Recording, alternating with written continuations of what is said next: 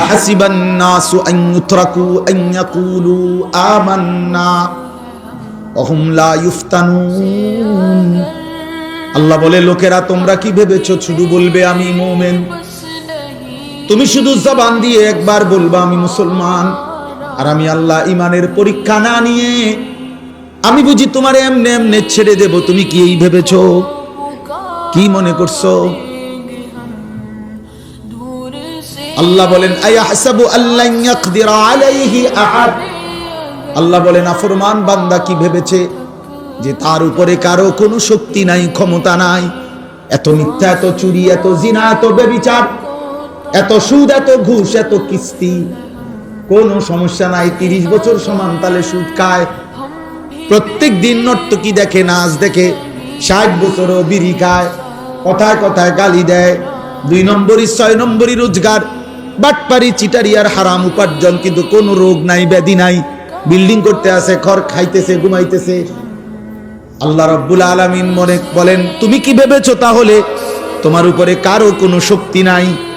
এমন ভাবেই বুঝি তুমি শেষ হবা?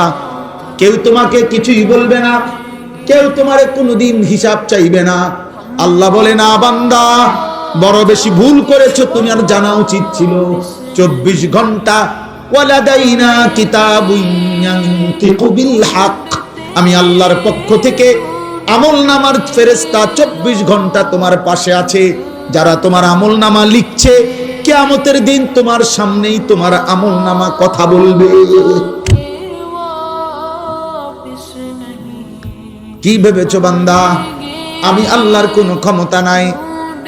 তুমি কি মনে করছো তাইলে জব্বার আমি কেন? আমি যে বলছি আমার নাম কাহ্হার, আমি যে বলছি আমার নাম কাদির, আমি যে বলেছি আমার নাম আজিজ, এগুলোর অর্থ কি? আল্লাহ তো বলছে আল্লাহর নাম জব্বার, কাহ্হার, আজিজ, যুনতিকাম, মুতাকাব্বির, যুল জালালি ওয়াল ইকরাম। এগুলো কার নাম বলেন না?